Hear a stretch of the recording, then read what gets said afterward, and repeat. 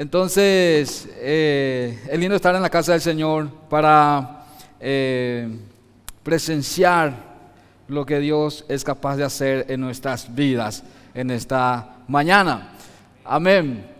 Vamos a entonces introducirnos en lo que va a ser nuestro tema, los principios de la Biblia que nos conduce a cómo vivir como cristianos en nuestro tema. Y hoy vamos a tratar la ética del reino. Siempre hay dos cosas que el ser humano diariamente lo hace, que es la interpretación. Siempre estamos interpretando gestos, miradas, siempre estamos observando e interpretando mensajes. Cuando miramos a alguien, ¿qué será que está pensando? Cuando estamos observando algo y que miramos en el rostro, hay personas que no saben simular y dice con sus gestos, su rostro ya te habla, ya te dice algo. Y estamos siempre interpretando y también la segunda cosa que hacemos es juzgamos, ¿verdad? Siempre estamos juzgando hechos, ¿sí?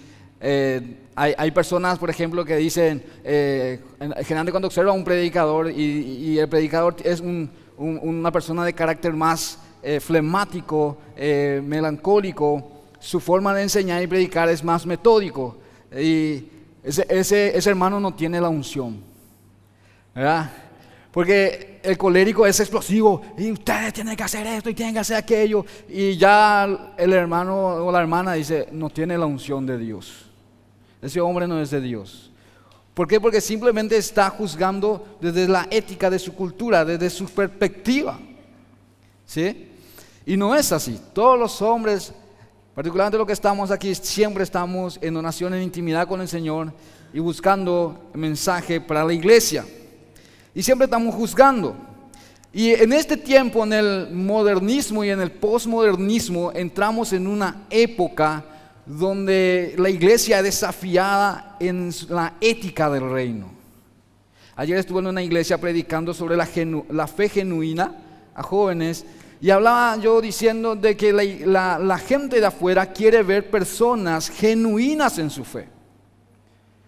El domingo pasado me tocó venir un poco más tarde y me tomé un bol, o sea que me subí yo, empezó a hablarme de problemas, me dijo, escuché ese ruido de no puedo arreglarlo, no puedo solucionarlo, estoy mal, me separé, y empezó a contarme en su corazón, lo que había en su corazón. Me dijo, mi ex esposa me hace la vida imposible y nada me sale bien. Y el Señor me dijo, háblale. Y yo le dije, a veces también yo me siento así. Es más, en la Biblia, en los Salmos, había un salmista diciendo, yo he visto la prosperidad de los malos y he dicho en mi corazón, en vano he guardado mi integridad, hasta que contemplé del fin de ello, hasta que entendí el fin de ello. Y le dije, porque él me dijo esta frase, me dijo, estoy tratando de dejar lo que hacía bueno y voy a empezar a hacer malo. Si haciendo lo bueno Dios no me está bendiciendo, no me abre camino, voy a dejar este camino bueno y voy a dedicarme a hacer el mal. Miren cómo estaban juzgando. Muchas veces la ética se ve comprometida. En varias personas me ha tocado. Yo recuerdo un joven que salió de la cárcel, estuvo en drogadicciones, en venta de droga, y le iban mal las cosas y ya le tenían por sacar el vehículo donde él hacía su trabajo, y él decía, no me va bien, voy a tener que vender otra vez droga. Estaba a punto de abandonar los principios éticos porque no le iba bien. Y yo a este muchacho le dije, tú necesitas un milagro hoy. ¿Me dejas orar por ti? Y oré por él en esa mañana. Y él lloró, cerró todos sus vidrios.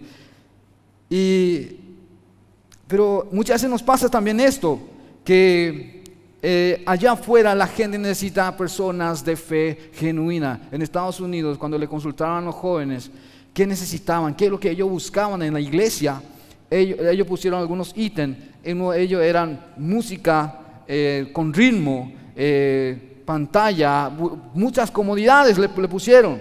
Y lo que más ellos pusieron en observación fue un cristiano que sea cristiano en la iglesia y también en su casa.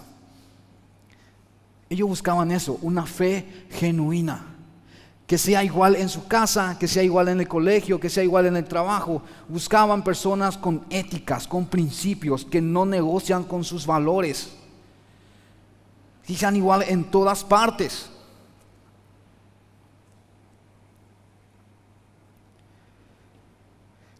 Por eso digo que la iglesia se ve desafiada en este tiempo a tomar posturas bíblicas en cuanto a la ética correcta.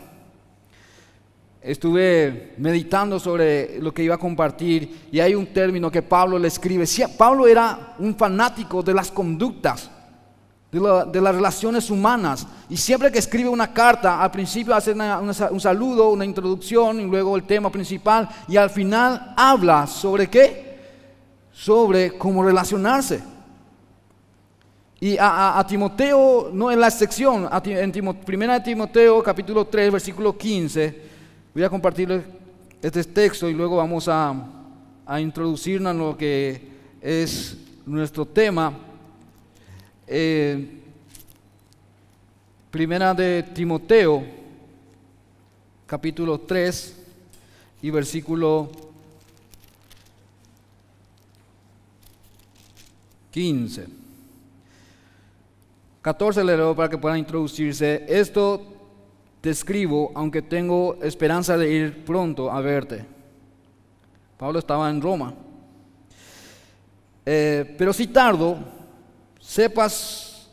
para que si tardo, sepas cómo debes conducirte en la casa de Dios. Muchísimos principios de conducta Pablo le habla a su nuevo pastor en Éfeso, a Timoteo. Le dice cómo conducirte. Era joven. Cuando Timoteo habrá empezado el ministerio a los 17, 18 años y ya tenía alguna secuencia en el ministerio, como Pablo le había enviado en Troas, le había enviado en Atenas, en varios lugares con misiones, y en Éfeso fue finalmente su cierre como ministro, como pastor de aquella iglesia, y Pablo le decía que cómo debe conducirse en frente a los demás, que ninguno tenga un poco tu juventud, sé ejemplo en palabra, conducta, fe, amor, espíritu y pureza. Sé ejemplo, condúcete sabiamente. Dice, preocúpate por ti mismo, en la doctrina, en la palabra de Dios, porque haciendo esto te salvarás a ti mismo y a todos los que te escuchan. Estaba muy preocupado Pablo por la ética, por los principios éticos que se debería manejar, porque en aquella época ya había varios principios éticos.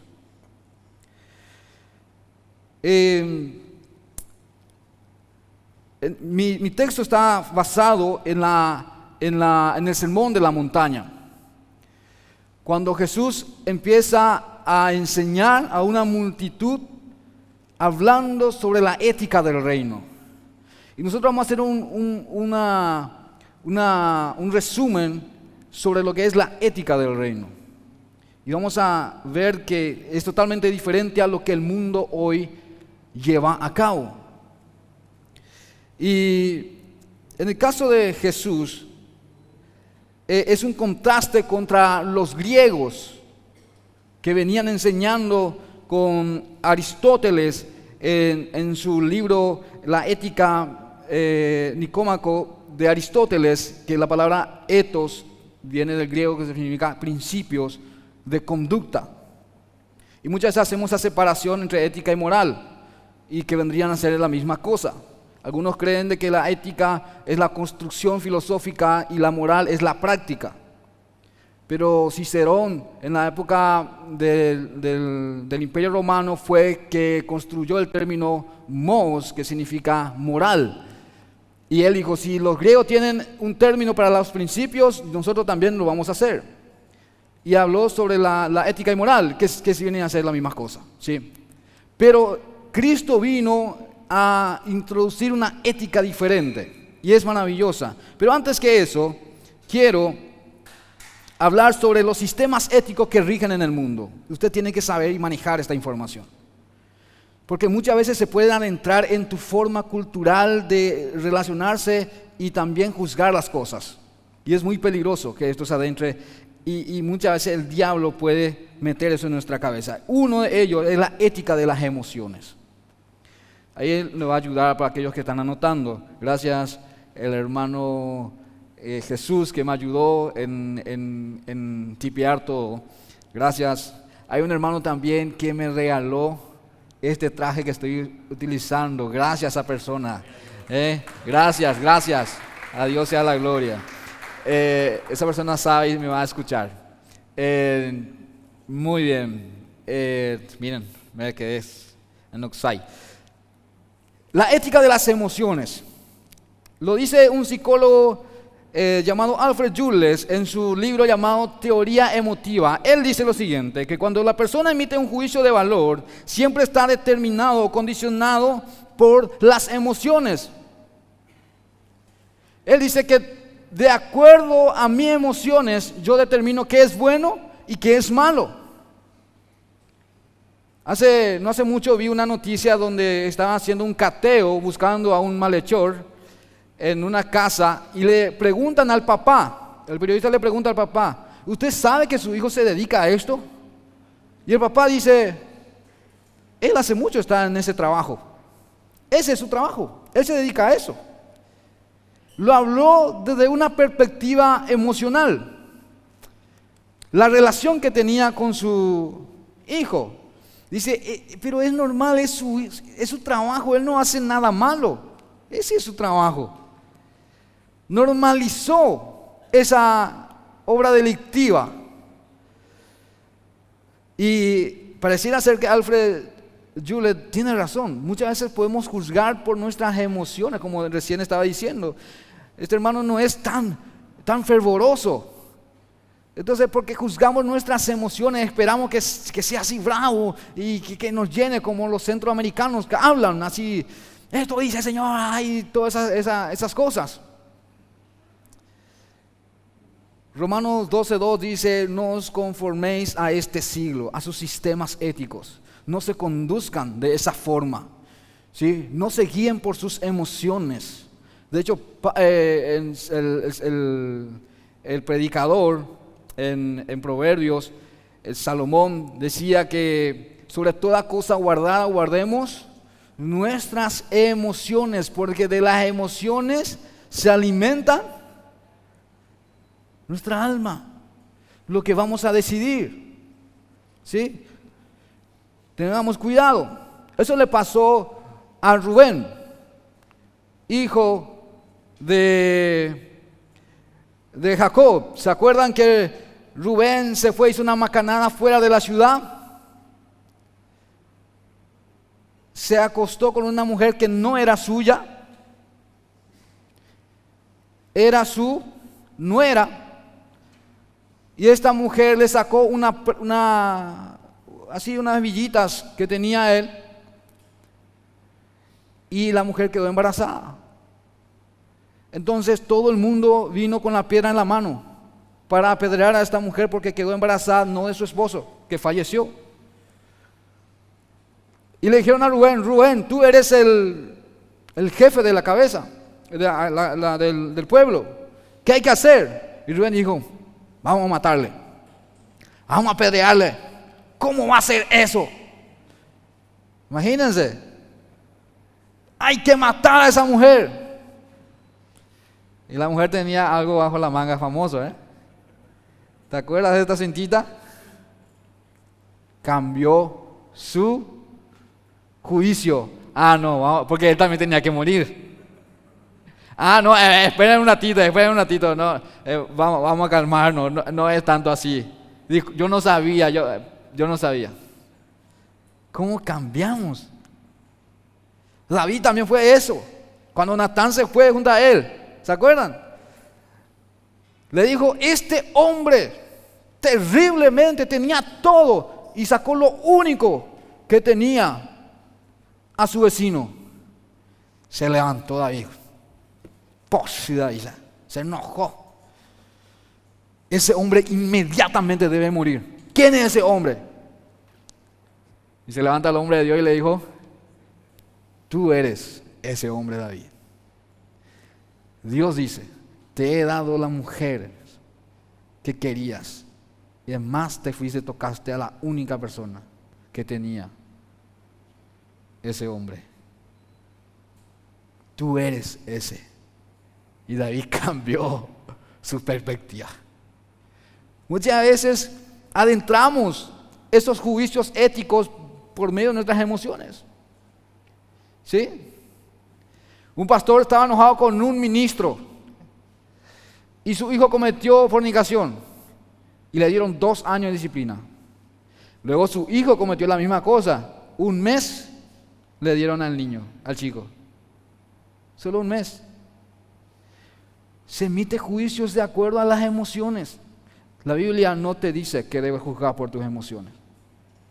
Cuidado. Sigamos.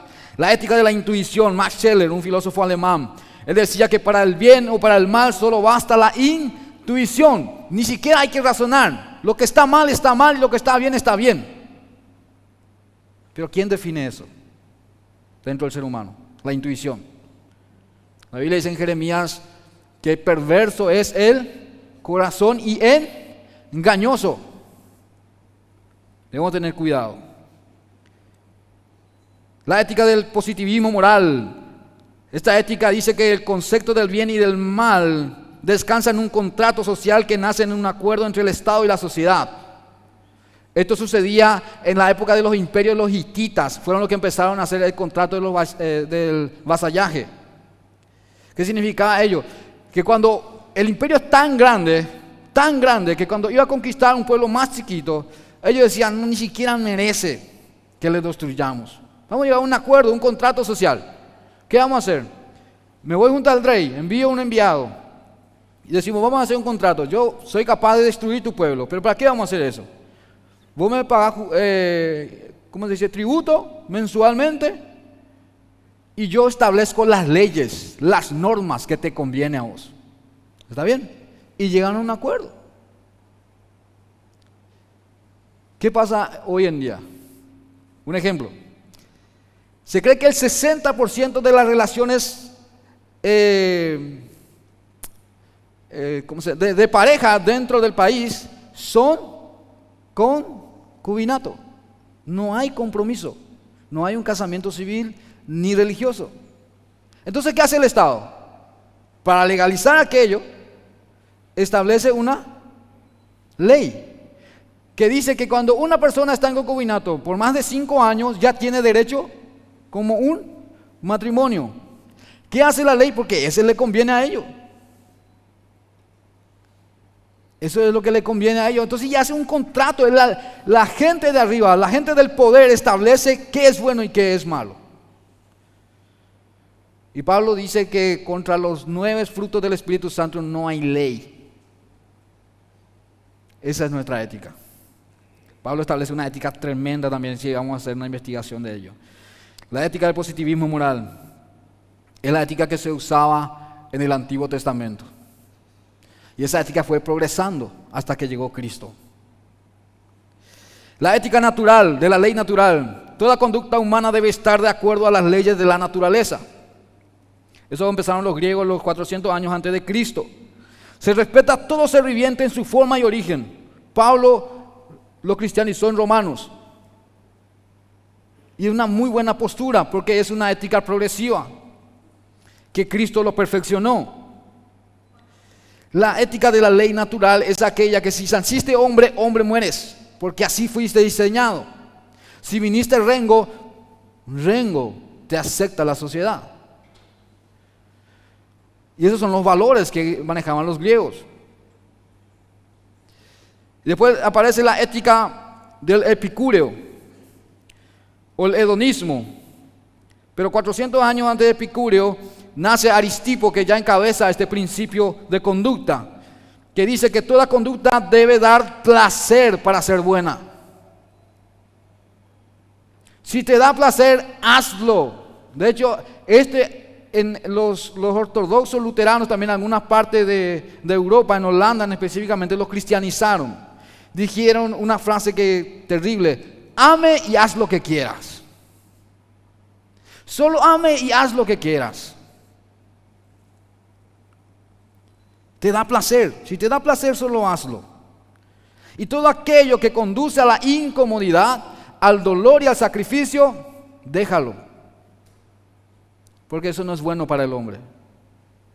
Imagínense que eso se adentre hay una iglesia que usa mucho esta frase. ¿Sí? Y usted sabe. Y ya en su mente está diciendo: ¿qué iglesia será? Está juzgando en su mente.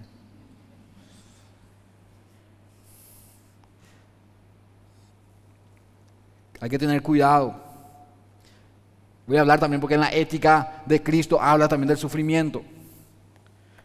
La ética del utilitarismo, con dos abogados llamados Jeremías Bentham y Estuardo Mill. Dice: si la mitad de la sociedad practica una conducta y genera placer y es útil, el Estado debe legalizarlo. Por ejemplo, si vimos la población juventud, ponerle el 50% es adicto a la marihuana, legalicemos la marihuana. Porque va a haber mucha ilegalidad, entonces legalicemos. ¿Sí? Y luego aparece la ética relativa, que toda conducta es relativa, situacional, de acuerdo a la condición. ¿Sí? Y esto dice Isaías 5, versículo 20. Hay de los que llaman bueno a lo malo, y a lo malo le llaman bueno. A la luz le llaman tinieblas, y a las tinieblas le llaman luz. Cuidado con eso. Cuidado. Tenemos que tener cuidado de eso. Ahora entro en el tema. Jesús y el sermón de la montaña. ¿Sí? Basado en lo que es San Mateo capítulo 5, versículo 7. Hablando con el pastor sobre este tema, él me dio un punto muy importante. ¿Sabe qué dijo Mahatma Gandhi antes de morir? Y no se cree que fue cristiano, pero él tenía este pensamiento. Él dijo: el día que yo vea que un cristiano cumple las reglas o las condiciones éticas de San Mateo capítulo 5 al 7, ese día yo me haré cristiano. Ese día yo me haré cristiano. No se sabe cómo murió Mahatma Gandhi, pero miren qué reflexión hizo. Es maravilloso el sermón de la montaña. Mateo lo propone como un sermón de la montaña. En Lucas aparece que fue en un lugar llano. Pareciera que la Biblia se contradice, no. Porque Mateo fue escrito para ¿quiénes? Los primeros judíos que se habían cristianizado. Y los judíos, la montaña para ellos tenía un símbolo jurídico. Significaba ley, representaba el código sinaítico. De ahí descendía la ley de Moisés. Entonces lo que estaba diciendo Mateo: este Jesús es el nuevo Moisés y es la nueva regla del cielo. Presten atención a eso. Y él empieza a hablar sobre eso. Entonces Jesús empieza a enseñar como un rabino. Y todo el mundo se queda sorprendido cuando a los 30 años empieza a abrir la Biblia y lee el capítulo 61 de Isaías, diciendo: el Espíritu del Señor está sobre mí porque fui enviado a esto y aquello y aquello. ¿Sí? Y Jesús tuvo un choque de ética con los que en aquella época conducían al pueblo sobre códigos y principios, que eran los rabinos.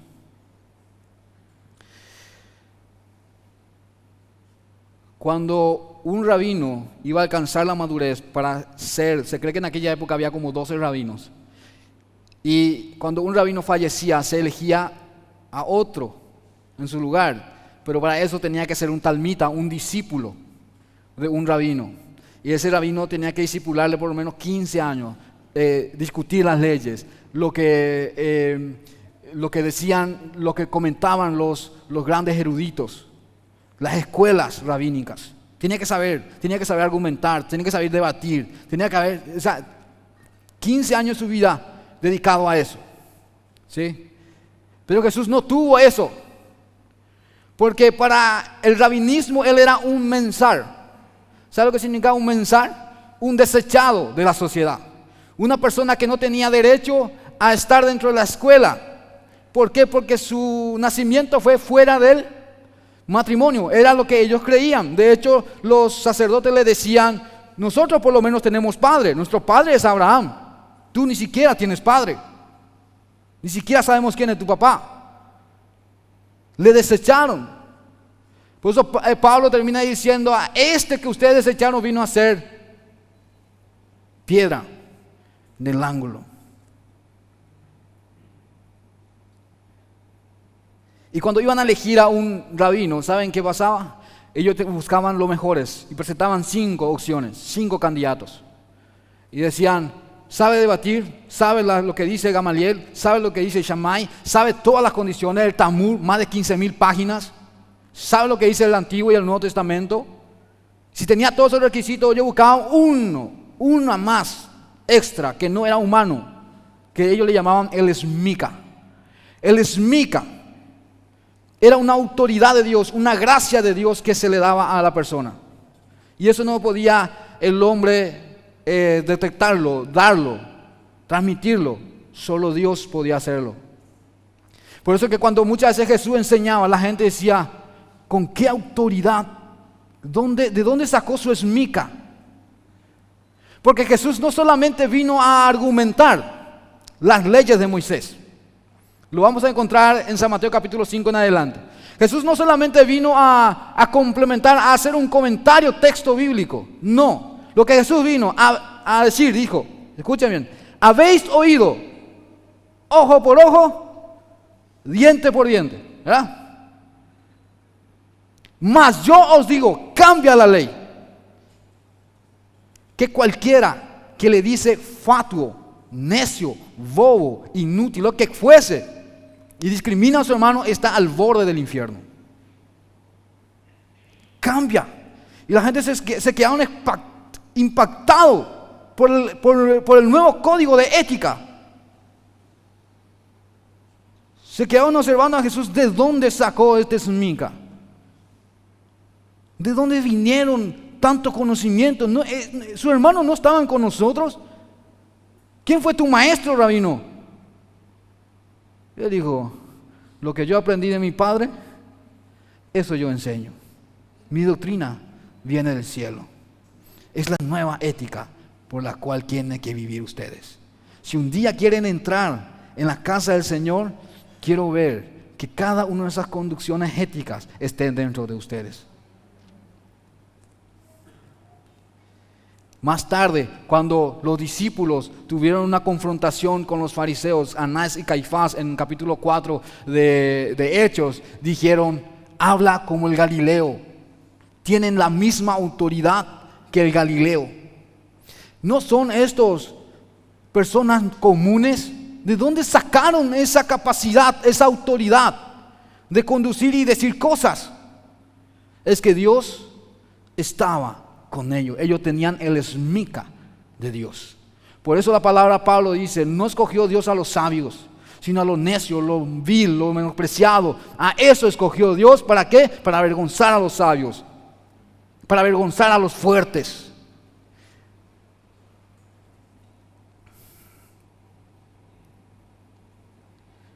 Y en eso se trataba la ética de Jesús. Jesús aparece en medio de todo esto y empieza a hablar de los 4 principios de la ética. Hacemos un resumen. La ética de Jesús es digna, es perfecta y es buena. La ética de Jesús dice: nace de la intencionalidad del corazón. Antes se juzgaba a las personas por los hechos, ahora ya no. Habéis oído, dice él, ¿sí? De que si un hombre o una mujer cometiere adulterio, debe morir. Mas yo os digo que cualquiera que codiciare ya en su mente y en su corazón a la mujer de su prójimo, así ya pecó. Rápido. El Señor juzga la intencionalidad. ¿Con qué intención vienes a hacer las cosas para el Señor en la casa de Dios? ¿Lo hace ahí, pecha, si vas a hacer algo, hazlo mejor. Dios mira la intención del corazón. David, cuando estaba detrás de la manada, lo hacía lo mejor. Nadie le veía ahí. Cuidaba las ovejas como si fueran suyas. Ninguna oveja se perdía de la mano de David. Y dijo Dios: si eso hace con unas ovejas, no me imagino lo que es capaz de hacer cuando yo le ponga enfrente a mi pueblo. Porque por la palabra de Dios dice: en lo poco has sido fiel, en lo mucho te pondré. La intencionalidad del corazón. Esa intención Dios ve, Dios mira el corazón. Juzguemos las cosas por la intención, no por los hechos. Porque a veces el hombre se ha esforzado o la mujer se ha esforzado tanto y no le salió como vos esperabas, pero la intención valió la pena. Hiciste lo mejor. Hablo mucho con Santino sobre eso. Hiciste lo mejor, Santino, pero vamos a mejorar. Tranquilo, no es el fin. Podemos intentarlo. También su mamá le enseña eso. Podemos volver a intentarlo. Porque quiero que él vea que la intención vale.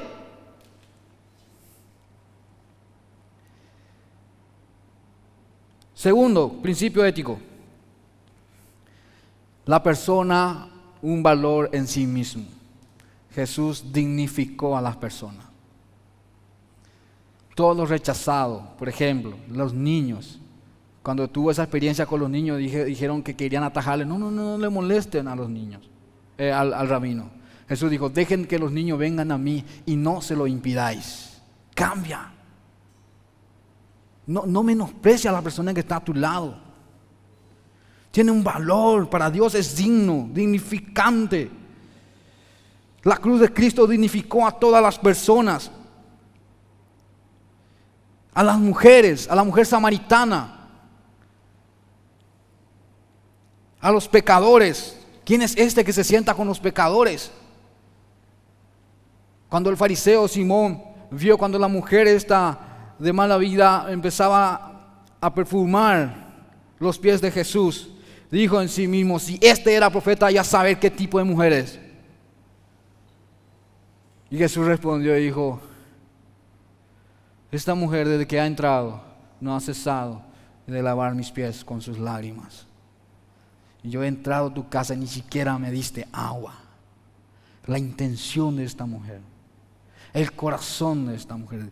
Jesús le dice una frase que es muy utilizada en el judaísmo: oh mujer. Oh mujer, eso dignifica, levanta el estatus de la mujer. La mujer sirofenicia también, que tenía una hija que estaba enferma, ¿se acuerdan?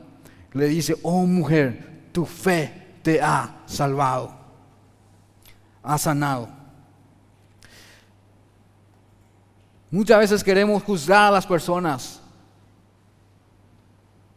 por su forma de vivir, pero de la óptica de Dios hay otra persona en él. De hecho, recuerdo un debate. Un comunista se levantó y dijo: el comunismo puede poner en ese mendigo que ustedes ven ahí un traje, le va a convertir en un empresario, en una persona de bien. Y se levanta un pastor, un cristiano, y dijo: ¿sabes qué? El cristianismo en ese hombre de traje va a poner un hombre nuevo. Un hombre nuevo, con principios bíblicos que se conduzcan conforme al reino celestial. Yo he visto personas que han sido rechazadas, han sido con el alcoholismo, por los vicios, 1000 cosas, hermanos, tenían. Y Dios los rescató de lo más profundo y lo dignificó. Lo dignificó. Para Dios, para Cristo, en la ética, todas las personas tienen un valor porque Él murió por ellos. No importa cuán vil haya sido tu pasado, no importa cuán mal haya sido tu estado, para Dios eres importante y es capaz de dignificarte. Y luego aparece el tercero, dice el dolor y el sufrimiento. La ética del dolor y el sufrimiento. la cruz en sí misma. El sufrimiento y el dolor desde la perspectiva de la fe tiene un significado redentor. Jesús decía, bienaventurados, felices aquellos que por mi causa sufren persecución. Felices, cambia la perspectiva. Cuando ustedes padecen sufrimiento, tiene una esperanza de redención. Tiene un propósito aquello. Recuerde, cuando está en proceso difícil, recuerde que parte de la ética del reino es el sufrimiento y que eso es objeto de una redención. Dios es capaz de redimirte. Esta mujer que tenía problema en la espalda y Dios lo sana en un sábado prohibidísimo. Jesús lo sana. Y los fariseos, ¿cómo puede hacer estas cosas? Y él dijo, él dignificó a esta mujer. ¿Hace cuántos años esta mujer está así? Y lo que daba a entender Jesús es que ahora yo soy el reposo. A causa de mí fue hecho el día del reposo. Yo le doy ahora descanso de su situación a esta mujer. Tu sufrimiento tiene fecha límite. Puede pasar 1 año, 2 años, 3 años, 18 años, no sé, pero tiene fecha de caducidad. Con Cristo, la cruz tiene un significado de redención. Tiene un significado de redención. ¿Sí? Recuerda eso, no pierdan la esperanza.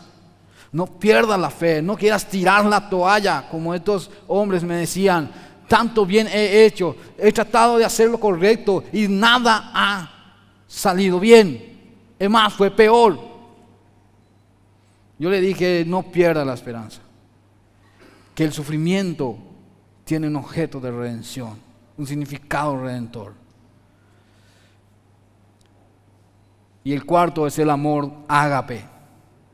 El amor ágape es aquella amor que deja de ser yo para que el otro sea. Es un amor que se entrega totalmente. Y el amor este amor tiene 4 aspectos. Uno de ellos es el sacrificio. El amor ágape es sacrificial.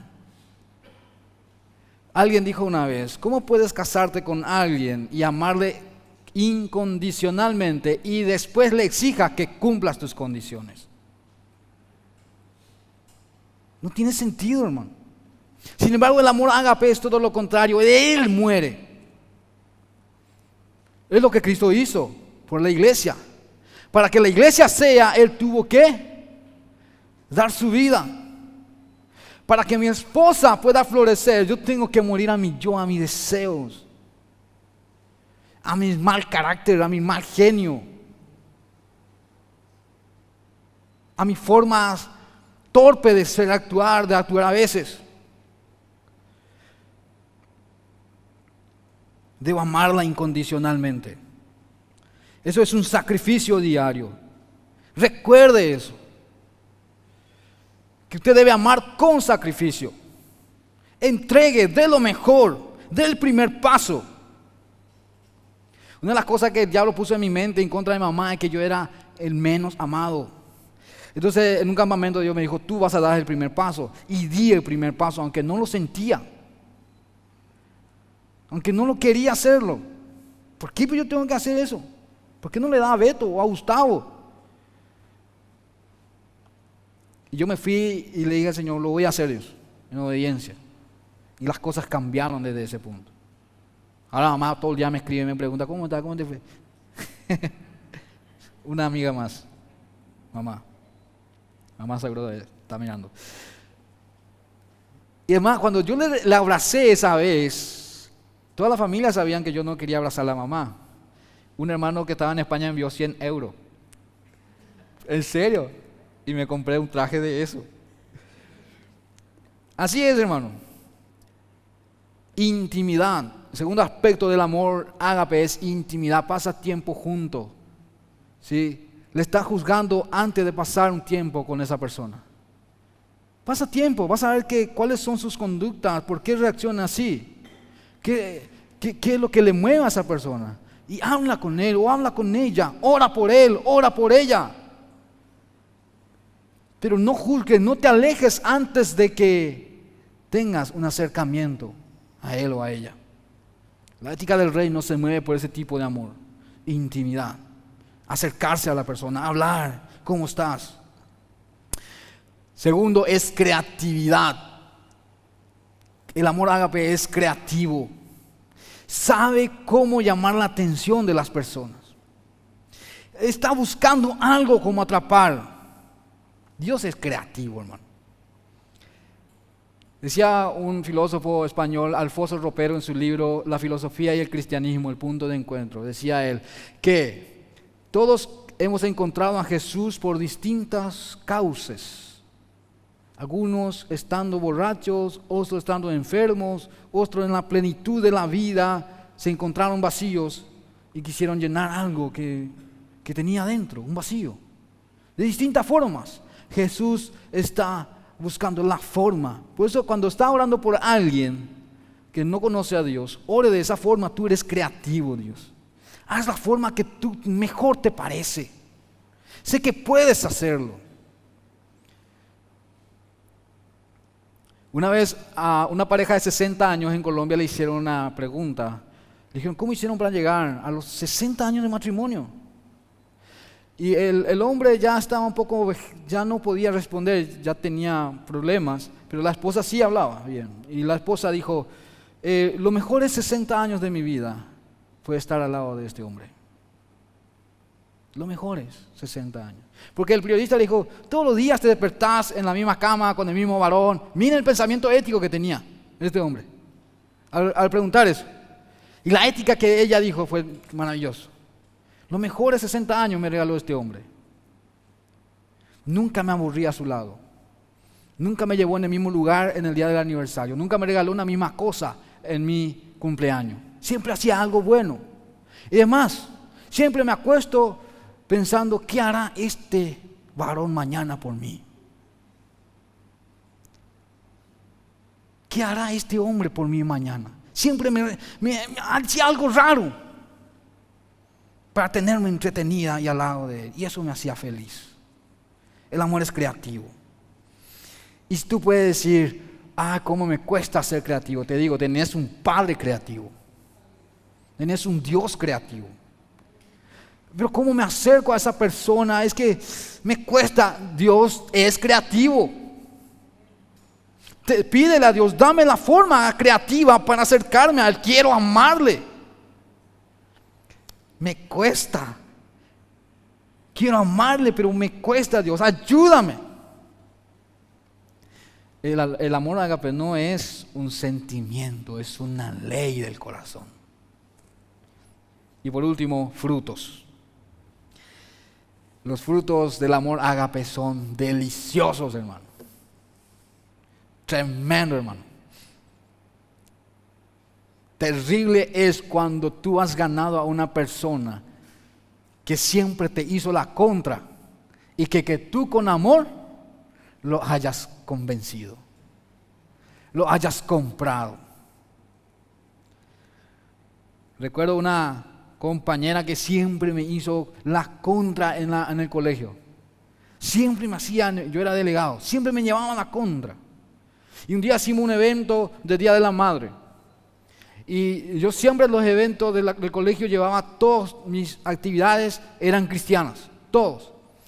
Y esa vez llevé un sketch que se llamaba Mami, donde era una violencia familiar, intrafamiliar. Y hicimos aquel sketch, era muy fuerte. Y luego lo vi ella a lo lejos, llorando. Y yo me acerqué, Sonia, ¿qué te pasa, Sonia? Y me contó que su mamá pasaba eso. Y yo oraba por esa mujer en ese momento. Y había un profesor que me estaba observando y me dijo, ¿cómo haces eso? El profesor Cárdenas, ¿cómo hiciste eso, Isaac?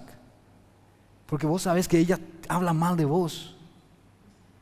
Y le dije, solo hago lo que la palabra del Señor me dice. Y yo soy el delegado, debo cuidar de todos. Debo cuidar de lo que está mal y lo que está bien. Debo cuidar de todos.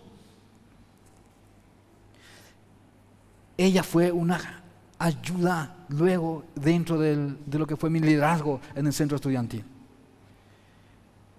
Cuando terminó todo el evento del colegio, me entregaron un certificado por distinción a ayudar al colegio a erradicar la drogadicción y a poner valores y principios de conducta. Cuando nosotros trabajábamos con el pastor Emilio Agüero, cuando empezaba recién Emilio Agüero, trabajamos muy de cerca con él en el evangelismo, y recuerdo que nosotros hicimos impacto juvenil en el Estadio Olimpia. Algunos de mi época seguro que se fueron.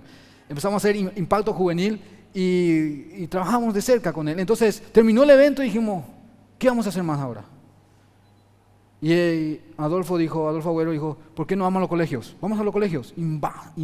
¿Cómo se dice? Invadimos los colegios. Y empezamos a hablar, no de religiosos, temas religiosos. Hablamos sobre los principios y valores. Y en medio de ello la gente, los jóvenes se acercaban y decían, soy adicto a esto, soy adicto a aquello. Estoy a punto de suicidarme. Y trabajamos en eso. Trae los frutos, hermano. Trae fruto. Si usted quiere la ciudadanía celestial, debe aprender a vivir por la ética del reino. Son 4, ya hablé. La intencionalidad, aprenda, cuidado con las intenciones de tu corazón. Cuidado. No lo hagas de mala gana las cosas. ¿Sí? Cuidado con la intencionalidad del corazón. Su conducta debe estar basada por una ética de Cristo. En el Nuevo Testamento, la ética de Cristo significa que usted sea igual a Cristo. Nos ponemos de pie.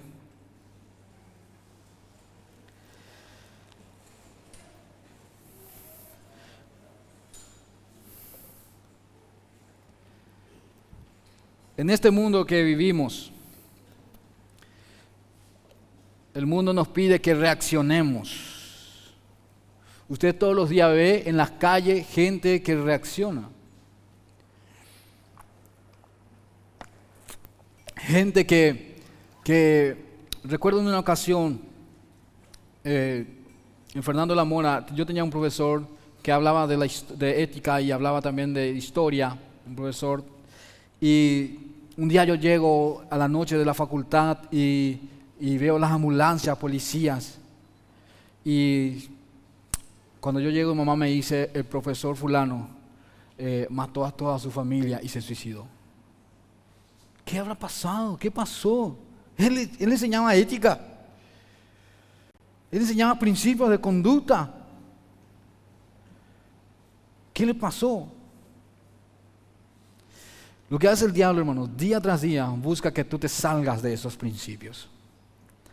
Busca todos los días que tú te alejes de esas conductas que Dios estableció para que sea tu nueva forma de vivir. Debes conducirte de manera sabia con los de tu casa, con los de la iglesia, con los del mundo, con los de adentro, con los de afuera. Debes saber manejar las situaciones. Dios pide hombres y mujeres con fe genuina. Cuando lees el sermón de la montaña, habla, ustedes son la luz del mundo. Y una luz no se puede ocultar, debe reflejar la luz de Cristo allá afuera. La gente ve, busca eso. La gente anhela personas genuinas, con principios y valores éticos. Hay una compañera que le dijo a otra compañera, ¿sabe que Isaac nunca te va a decir te quiero, nunca te va a devolver? ¿Por qué tengo que hacerlo? Le dije. La única palabra que yo puedo decir esas cosas es a mi esposa, a nadie más. A nadie más, nunca lo voy a hacer. Porque mi esposa es la única que se merece esas palabras de elogio. No lo voy a hacer. Y ella dijo, yo le dije, Isaac jamás va a hacer eso. Debes saber conducirte. Y Dios llama a que tú puedas vivir con la ética de Cristo. Que tu carácter sea igual a la de Cristo. Señor, esta mañana he hablado tu palabra, Dios. Y yo sé, Señor, que vivir conforme a la ética de Cristo muchas veces va a costar, Dios. Y el diablo va a venir a acusarnos: fallaste, te equivocaste, fracasaste. Pero sigue intentándolo, sigue luchando, sigue procurando. Porque el carácter de Cristo, como dice la palabra del Señor en Proverbios 4:18, es como la luz de la aurora, que va en aumento hasta que el día es perfecto.